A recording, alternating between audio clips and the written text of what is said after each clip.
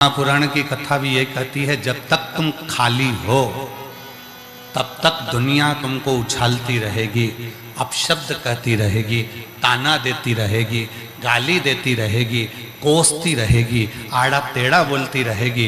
और जिस दिन तुमने अपने अंदर शिव को भर लिया, फिर दुनिया की सामर्थ्यता नहीं है कि कोई तुमको ठोकर लगा दे। फिर किसकी सामर्थ्यता होगी? कौन होगा? कौन ठोकर लगाएगा? किसकी सामर्थ्यता होगी? जो आपको ठोकर लगा दे। किसकी सामर्थ्यता होगी? जो आपको लात मार दे। तो कोई सामर्थ्यता किसी की नहीं है कि कोई लात मारेगा, कि कोई तुमको ठोकर लगाएगा। ना कोई लात मार सकता है, ना कोई ठोकर लगा सकता है। कोई नहीं लगा पाएगा, बस उसको अंदर से भरना पड़ेगा। और इस मैदान में, फुटबॉल के इस ग्राउंड में, ना जाने कितनी टीमें हारी होंगी और कितनी टीमें जीती होंगी।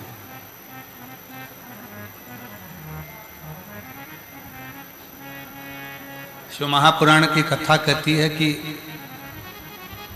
मैदान में हार गए तो एक ना एक दिन कभी ना कभी जीत जाओगे, पर मन से हार गए तो जिंदगी में कभी जीत नहीं पाओगे। इसलिए अपने आप को इतना प्रबल करिए, इतना बलवान करिए कि मन से नहीं आओ।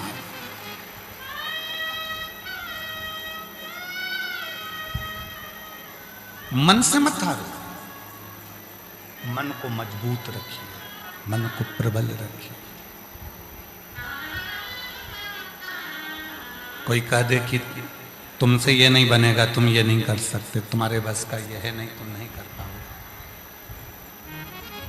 ये तुम्हारे बस का नहीं है, तुम नहीं कर सकते, ये तुम नहीं कर पाओगे। उस समय कह देना कि दुनिया का कोई ऐसा काम नहीं है जिसको मैं नहीं कर सकता, दुनिया का ऐसा कोई काम नहीं है जिसको मैं नहीं कर पाऊंगा। सब कर सकता। मन की मजबूती ही हमारे जीवन को सुख प्रदान करती है।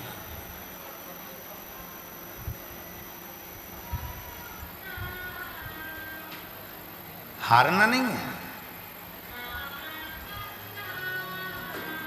कितना चल कर आयो, रोड पर गाड़ी लगाई है, पैदल पैदल पैदल पैदल चलते जा रहे हो।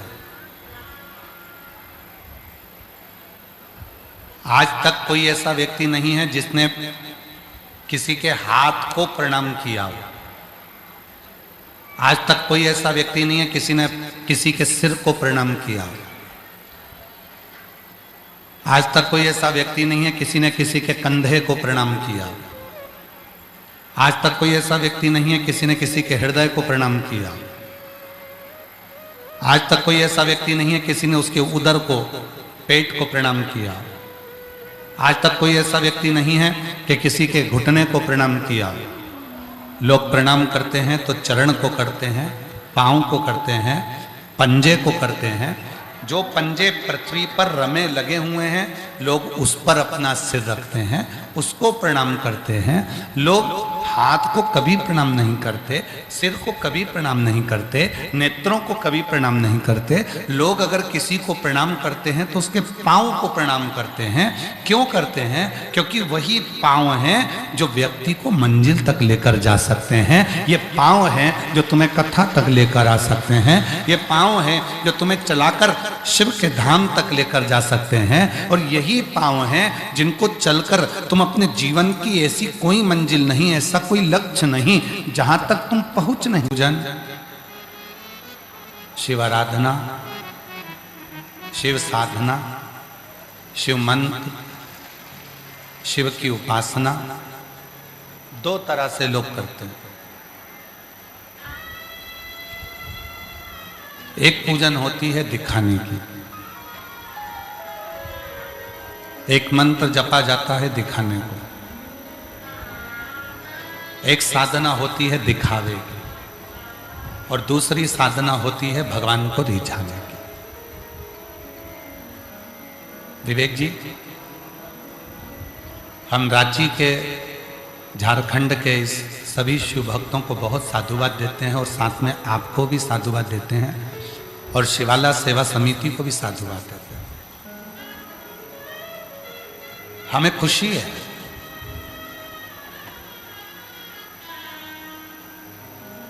कि यहां कलश यात्रा निकली तो किसी कलश की कीमत नहीं लगाई गई, यहां बैठने के लिए किसी कुर्सी की कीमत नहीं लगाई गई, यहां भंडारे की कोई कीमत नहीं लगाई गई। यहां चारों तरफ दुकानें लगी हुई हैं, गरीब लोगों ने अपनी अपनी दुकान लगाई, किसी की कीमत नहीं लगाई गई। हम आपको रांची वालों को, झारखंड वालों को सिर झुकाकर प्रणाम करते हैं, इसको सही कथा कहते हैं। कल हम विवेक जी आशीष जी को कह रहे थे कि उनको कहना जजमान को कि दिल लूट लिया रांची वालों ने, झारखंड वालों ने। यहां किसी चीज को बेचा नहीं गया, ना कलश बेचा गया है, ना कुर्सी बेची गई है, ना जगह बेची गई है, ना दुकान बेची गई है, ना किसी तरह का कोई सामान बेचा गया है। यहां तो केवल रांची वालों ने दिल लुटाया है, जो 3 बार पंडाल गिरा उसके बाद भी मजबूती से खड़ा कर शिव पुराण की कथा का। एक बार अगर पंडाल गिर जाए तो कथा कैंसिल होने के कतार पर आ जाती है, पर 3 बार ये बड़े बड़े पंडाल गिरे हैं और आज तक इन पंडालों में व्यवस्था चल रही है। मैं नमन करता हूं झारखंड वालों, आपके चरणों को नमन करता हूं। बस ऐसा ही प्रेम बनाकर रखना शिव के प्रति। इसको पाखंड और आडंबर में लेकर मत जाना, इसको व्यापार में लेकर मत जाना, इसको व्यवसाय में लेकर मत जाना, इसको दिल से इसी तरह से कथा का रसतत्व ग्रहण करना। दिल लूट लिया। अब सोचने में आता है एक ही दिल है, महादेव को दूं कि तुमको दूं?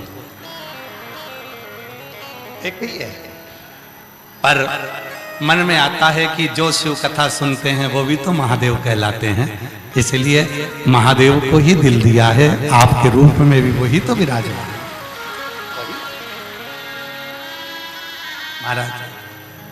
शिव तत्व को जिसने जाना है, भगवान शंकर को जिसने पहचाना है, भगवान शंकर की जिसने साधना करी है, भगवान शंकर की। और मैं रांची वालों को इस चीज के लिए भी धन्यवाद देता हूं, इतना पंडाल गिरने पर, पानी इतना बरसने पर कि पिड़ली पिड़ली तक पानी यहां पर भरा हुआ था, और उसके बाद भी तुमने दूसरे दिन भंडारा चालू कर दिया, भोजन चालू कर दिया, भक्तों को खिलाना चालू कर दिया। गजब।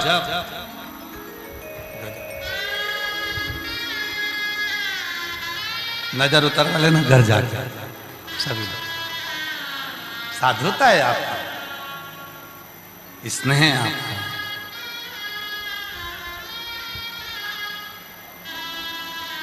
और तेरी कृपा का क्या है भरोसा, कब किस पर हो जाए, जरा सी हम पर कर दो, जरा सी हम पर कर दो। तेरी कृपा का क्या है भरोसा, कब किस पर हो जाए, जरा सी हम पर कर दो, जरा सी हम पर कर दो। जिस पर भी हो गई तेरी कृपा करुणा, वो भव पार हुआ, भव पार हुआ। पापी हो चाहे जितना, उसका भी बाबा उद्धार हुआ, उद्धार हुआ। गिद्ध अजामिल गणिका जैसे तेरे मन को भाई, जरा सी हम पर कर दो, जरा सी हम पर कर दो। तेरी कृपा का क्या है भरोसा, कब किस पर हो जाए, जरा सी हम पर कर दो, जरा सी हम पर कर दो। ये उसकी करुणा है।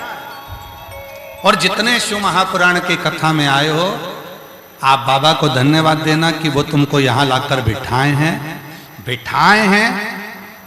हमारे यहाँ कहते हैं कि वो गाय का जो गोबर है वो जो गिरता है तो नीचे से धूल लेकर उठता है, उसी तरह एक बार जो भगवान शंकर की कथा में जाकर बैठता है वो कुछ ना कुछ लेकर ही उठता है, वो खाली नहीं उठता। बोल बम का नारा है, श्री शिवाय। वो आया है तो कुछ ना कुछ उसको मिले, कुछ ना कुछ उसको प्राप्त होगा, ये निश्चित है।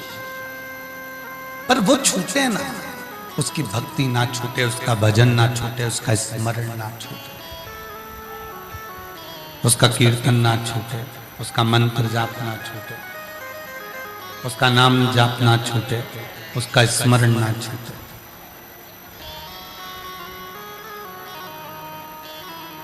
बुखार आता है,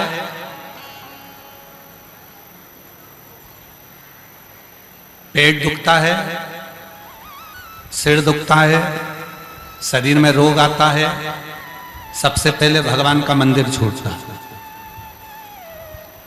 कितने लोग हैं जो बुखार में खाना छोड़ देते हैं, कितने लोग हैं पेट दुख रहा है तो भी डॉक्टर साहब से कह रहे हैं बहुत पेट दुख रहा है डॉक्टर साहब। डॉक्टर साहब ने दवाई दे दी, दवाई देने के बाद फिर पूछा मैं क्या खाऊं शाम को, तो डॉक्टर ने कहा प्राण मत खा जा। मतलब अभी भी उसको ये है कि पेट दुख रहा है तो भी मैं पूछ रही हूं कि शाम को क्या खा। सिर दुख रहा है, आज मेरा सिर दुख रहा है मंदिर नहीं जाऊंगा, आज मेरा पेट दुख रहा है मंदिर नहीं जाऊंगे, आज जल चढ़ाने नहीं जाऊंगे, आज मेरा कंधा दुख रहा है मंदिर नहीं जाऊंगे, आज मेरी कमर दुख रही है नहीं जाऊंगे, आज मेरा पांव दुख रहा है नहीं जाऊंगी, घर में मेहमान आए मंदिर नहीं जाऊंगी, घर में बच्चा जन्म ले लिया 10 दिन की छुट्टी मंदिर नहीं जाऊंगी, कोई निपट गया मंदिर नहीं जाऊंगी, जन्म लिया तो मंदिर छूटा, मरा तो मंदिर छूटा, बीमार हुआ तो मंदिर छूटा, मेहमान आए तो मंदिर छूटा, कहीं गई तो मंदिर छूटा। अब विचार करिए इतने समय में जन्म लिया बच्चा तो खाना छूटा किसी का, बोलते जाओ जम के बोलो जरा रांची वाले, छूटा नहीं। कोई निपटा तो खाना छूटा, आग लगा के आए घर में पूरी सब्जी खाए, पड़ोसी बना के लाया खाओ खाओ खाओ खाओ सब खाए।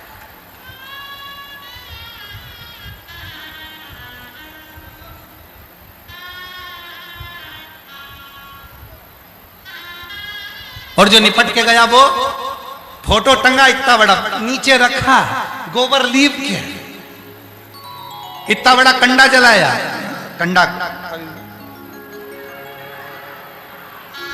गोईठा इतना बड़ा गोईठा जलाया और जला के और उसको रख दिया। और वो जो व्यक्ति मरा उसको तो होटल का रोज पसंद था, भोजन रोज पसंद था। अब क्या खिला रहे हैं? गुड़ और घी, शक्कर और घी दोनों मिला के गोईठा पे छोड़ के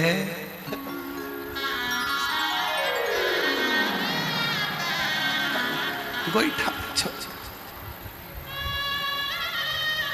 जन्म लिया बच्चा तो भोजन नहीं छूटा, कोई गया तो भोजन नहीं छूटा। जरा विचार करो, कथा कितने दिन की है? 7 दिन। ब्रज में जो गोवर्धन पर्वत है जिसकी लोग परिक्रमा करते हैं वो कितने कोस का है? 7 कोस। भगवान कृष्ण ने उस पर्वत को कितने दिन तक उठाया था? 7 दिन। भगवान कृष्ण ने जब पर्वत उठाया था तो उनकी उम्र कितनी थी? 7 वर्ष। दिन कितने होते हैं? रविवार, सोमवार, मंगल, बुध, गुरु, शुक्र और शनि। कितने? 7। आपका और हमारा जन्म कितने दिन में हुआ? 7 दिन में। कोई रविवार को, कोई सोमवार को, कोई मंगल को, कोई बुध को, इन्हीं 7 दिन में सब पैदा हुए। मरोगे कितने दिन में? यही 7। शिवपुराण कितने दिन की? 7। और वही 7 दिन जीवन के मिले। रविवार को जन्म हुआ, सोमवार को बड़े हुए, मंगलवार को ब्याह हुआ, बुधवार को बच्चे हुए, गुरुवार को बीमार पड़े, शुक्रवार को हॉस्पिटल गए, शनिवार को निपट गए। 7 दिन पूरे हो गए। 7 दिन ऐसी। जन्म लिया भोजन नहीं छूटा, गए भोजन नहीं छूटा, मेहमान आए भोजन नहीं छूटा, बाहर घूमने गए भोजन नहीं छूटा, कमर दुखी भोजन नहीं छूटा, पेट दुखा भोजन नहीं छूटा। कुछ ना कुछ, रोटी नहीं खाएगी तो थूली खाएगी, थूली नहीं खाएगी दलिया खाएगी, दलिया नहीं खाएगी तो ब्रेड खाएगी, ब्रेड नहीं खाएगी तो बिस्कुट खाएगी, बिस्कुट नहीं खाएगी तो किसी ना किसी के प्राण खाएगी। तो छूटा कुछ नहीं, चलना छूटा कुछ नहीं, छूटा। छूटा क्या? मंदिर। छूटा क्या? एक लोटा जल। छूटा क्या? भगवान का भजन। और भगवान क्या कहते हैं कि दुख में सुख में तुम मुझे छोड़ देती है।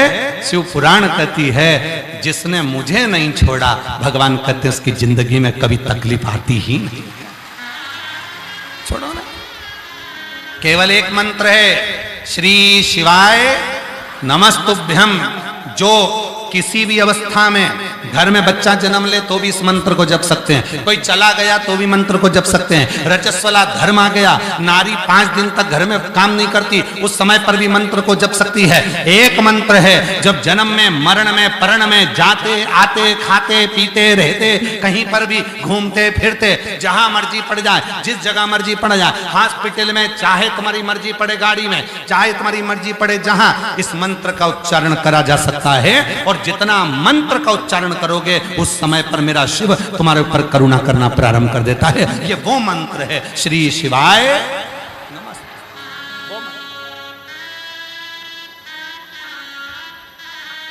जपो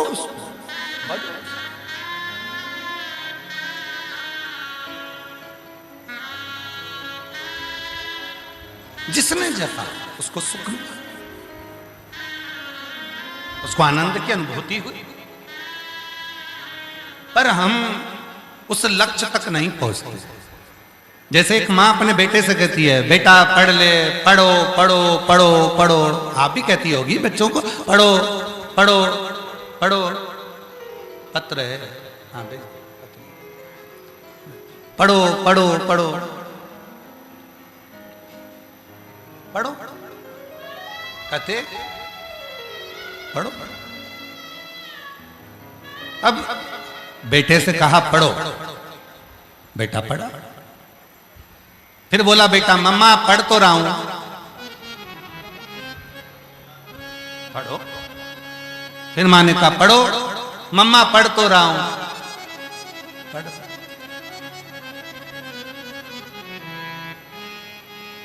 और एक दिन मम्मी ने पूछ लिया, होते हैं कई लोग माला पकड़े हैं बैठे हैं, कोई ने पूछा क्या कर रहे? जप रहा हूं। उसी तरह जैसे बेटा कहता है पढ़ रहा हूं, पढ़ जप। पर तुमने जपा, क्या वो मिला? क्या वो मिला?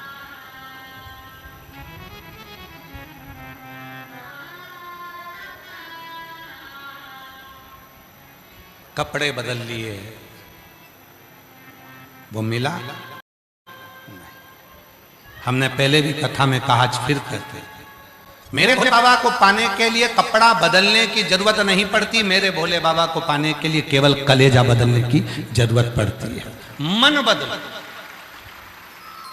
कपड़ा बदला, सोचा कि मैं ये कपड़े पहन लूंगा, ये वाले कपड़े धारण कर लूंगा, माला पहन लूंगा, जटा बढ़ा लूंगा, ढेर सारा चंदन लगा लूंगा, मुझे भगवान मिल जाएगा। ना ना ना, अपने भीतर को बदलो, अपने भीतर। हम भीतर नहीं बदल, हम उसी में कहें जैसे वो बच्चा, माँ कह रही है बच्चे से पढ़ो, बच्चा कहता मम्मा पढ़ तो रहा हूं। फिर माँ ने कहा पढ़ो, पढ़ तो रहा हूं। एक दिन माँ ने पूछ लिया कि मैं बोलती हूँ पढ़ो और तू बोलता है मैं पढ़ रहा हूं, तो आज मुझे बता तू क्या पढ़ रहा है, तू पढ़ क्या रहा है? इतने में बच्चे ने कहा मम्मा तुम्हारे होने वाली बहू के मैसेज पढ़ रहा हूं। मम्मी ने उठाई चप्पल और जो धोना चालू कर कि मैं तुझे पढ़ाई की बात कर रहा हूं और तू मैसेज की बात कर रहा है। बस यही जीवन है। हम माला तो पकड़े, हम कलर तो चेंज करें, हम कपड़े तो चेंज करें, हमने बाल तो बनाए, हमने चंदन तो लगाया है, हमने माला तो पहनी है, पर अपने मन को परमात्मा तक नहीं लगा पाए। अभी भी हम वही मैसेज पढ़ने में लगे हुए हैं, अभी भी हमारे चित्त को हम घुमाने में लगे हुए हैं, अभी भी हम हमारे चित्त को कहीं ना कहीं भरमाने में लगे हुए हैं, पर उस परमात्मा को पढ़ नहीं पा रहे, हम उस परमात्मा को जान नहीं पा रहे, हम उस शिव तत्व को जान नहीं पा रहे, हम राम और कृष्ण को जान नहीं पा रहे, हम भगवान की अविरल भक्ति को पहचान नहीं पा रहे। और शिव पुराण कहती है जिस दिन तुमने उस शिवलिंग के प्रति, भगवान के प्रति विश्वास को दृढ़ कर लिया, उस दिन तुम्हें परमात्मा को ढूंढने जाने की जरूरत नहीं पड़ेगी। परमात्मा तुम्हें ढूंढने के लिए आएगा, तुम्हें कहीं नहीं जाना, भगवान तुम्हें ढूंढने के लिए।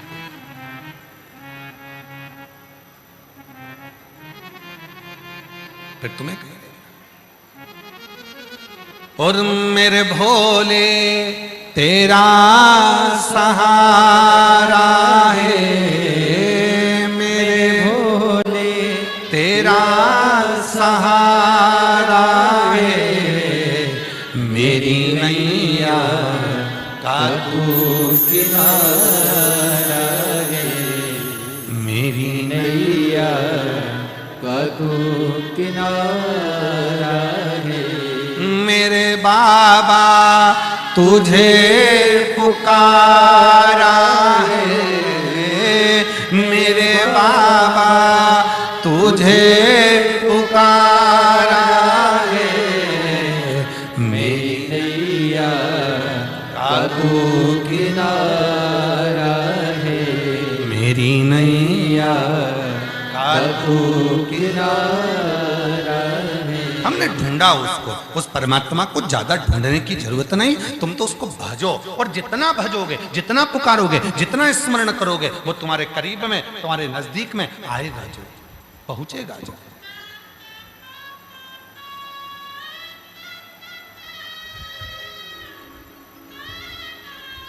फुटबॉल ग्राउंड आने के लिए कितने सारे रास्ते हैं, हम तो सारे रास्ते पर नहीं गए। कितने हैं विवेक जी बता रहे? 4 हैं, एक इधर से होगा, अच्छा 2 इधर से हैं, एक इधर, एक इधर, एक इधर और एक इधर भी है, 4 रास्ते।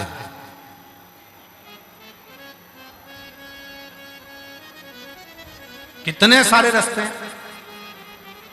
अब कोई रास्ता आधा किलोमीटर चलना पड़ेगा, किसी रास्ते पर तो गाड़ी ही चली जाएगी, और किसी किसी रास्ते पर 1 किलोमीटर चलना पड़ेगा, किसी किसी रास्ते पर कम से कम 1.5 किलोमीटर चलना पड़ेगा, पैदल पैदल पैदल पैदल, तब तुम कथा स्थल पहुंचो। जरा समझना बहुत। अब कोई उधर से आया तो भी कथा में पहुंचा, कोई इधर से आया तो भी कथा में पहुंचा, कोई इधर से आया तो भी कथा में पहुंचा, कोई उधर से आया तो भी कथा में पहुंचा। बस अंतर इतना है, किसी को पहुंचने में समय लगा, कोई को पहुंचने में रास्ता अच्छा नहीं मिला, कोई को पहुंचने में थोड़ा टाइम लग गया। उसी तरह जैसे जाने के 4-5 रास्ते हैं, बहुत सारे रास्ते हैं, जाना सबको कथा स्थल ही है, उसी तरह परमात्मा के पास जाने के भी बहुत सारे रास्ते हैं। कोई महाराज कहेगा ये करो, कोई महाराज कहेगा वो करो, कोई कहेगा ऐसा करो, कोई कहेगा वैसा करो। रोज मोबाइल खोलो, कहीं ना कहीं का तुम्हें रोज का ज्ञान देता मिलेगा। कोई कहेगा ऐसा करो, कोई कहेगा वैसा करो। अब निर्भर तुम पर करता है कि तुम कौन से रास्ते पर चलना चाहते हो। एक रास्ता कोई बताएगा तो हो सकता है कि तुम्हें पहुंचने में देरी हो जाए, दूसरा रास्ता हो सकता है कोई बताएगा तो वहां पर कीचड़ मिल जाए, तीसरा रास्ता कोई बताएगा तो हो सकता है कि वहां पहुंचने में देरी हो जाए। इसलिए शिव महापुराण ने सबसे सरल रास्ता एक बताया, सारी समस्या का हल। शिव महापुराण का सबसे सुंदर, सबसे सरल, सबसे इजी एक रास्ता है, एक लोटा जल सारी समस्या। कैसी भी समस्या, कैसा भी दुख है, कैसी भी तकलीफ है, किसी भी परेशानी, एक लोटा जल चढ़ाओ, परमात्मा क्यों।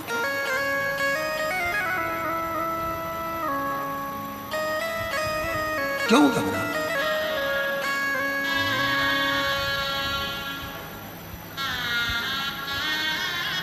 किस्मत वालों को मिलता है बाबा तेरा दरबार, किस्मत वालों को मिलता है बाबा तेरा दरबार। सच्ची सरकार तुम्हारी साचा है दरबार, किस्मत वालों को मिलता मिलता है बाबा तेरा दरबार। किस्मत वालों को मिलता है बाबा तेरा दरबार। कितने किस्मत वाले हो?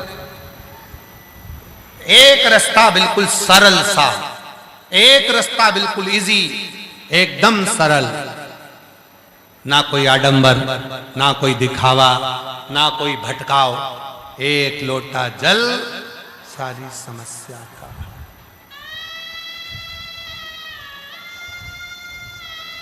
एक पत्र है अच्छा।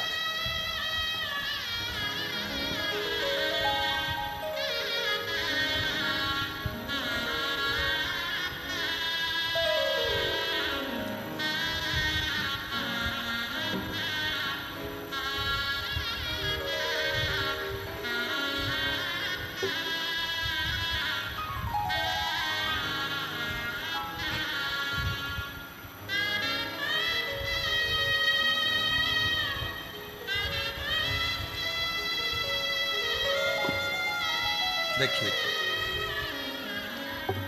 मेरा नाम शीला देवी है, गांव छपरा। प्रणाम करती हूं मैं। मेरा नाम शीला देवी, गांव छपरा। हमारे पोते के गले में गठान हो गया था। डॉक्टर को दिखाया पर ठीक नहीं हुआ। गुरुजी ऑपरेशन का बोला, मन थोड़ा घबराया। कहीं बैठी हैं माता जी? अच्छा है, आ जाओ माँ, आ जाओ, आ जाओ। श्री शिवाय नमस्ते, आ जाइए, आ जाओ। एक बेलपत्र लेकर जाना चाहिए। मेरा नाम शीला देवी है, गांव छपरा से आई हूँ। मेरे पोते के गले में गठान हो गया। डॉक्टर को दिखाया तो उसने ऑपरेशन का बोल दिया और कहा कि इसकी जांच भी होगी। हम घबरा गए, बड़े दुखी हो गए। करें तो करें। तब हमारी पड़ोसन ने बताया कि वो सियोर वाला बाबा कथा कहता है, यदि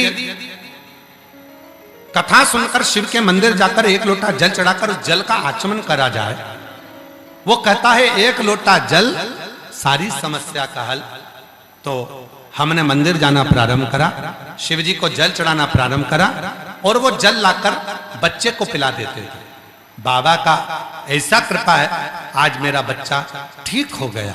शिव की कृपा से उसकी गठान पूरी की पूरी गल गई। मैं बाबा को धन्यवाद देने के लिए आई। गुरुदेव, मैंने कहा था यदि मेरे बच्चे के पोते के गले की गठान गल जाएगी और उसको कोई बीमारी नहीं निकलेगी तो मैं 4 पंडाल कथा सुनूंगी। आज बाबा की कृपा से मेरा ये 4था पंडाल है। मैं बाबा को यहाँ प्रणाम करने के, नमन करने के। एक पत्र और अच्छा।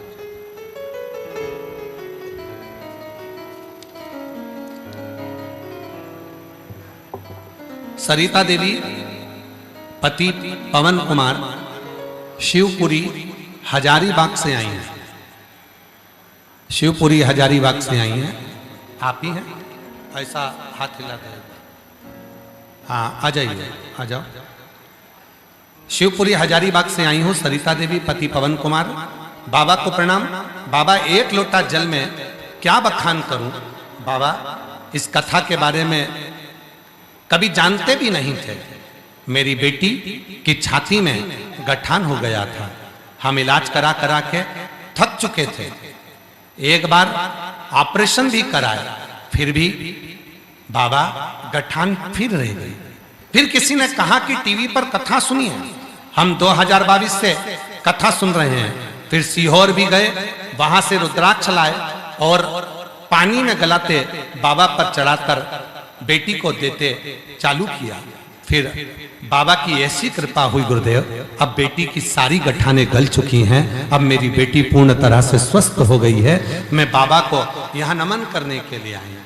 गुरुदेव, हम समिति को धन्यवाद देते हैं, विवेक कुमार जी को धन्यवाद देते हैं, उनकी धर्म पत्नी को धन्यवाद देते हैं, जिन्होंने ये पवित्र शिव महापुराण की कथा का आयोजन रांची में कराकर हम लोगों का कल्याण किया। ये शिव तत्व है। और किस्मत वालों को मिलता है बाबा तेरा दरबार। किस्मत वालों को मिलता है बाबा तेरा दरबार। सच्ची सरकार तुम्हारी साचा है दरबार, किस्मत वालों को मिलता है बाबा तेरा दरबार। किस्मत वालों को मिलता है बाबा तेरा दरबार। बहुत सुंदर, अच्छा लिखा है दीदी आपने। आइए, एक बेलपत्र बहुत सुंदर लिखा है, इसको आप भी पढ़ो, एलईडी पर, आस्था चैनल पर भी इसको चलाओ। बेटी ने लिखा है, बड़ा सुंदर भाव लिखा है। नेहा अड़ुकिया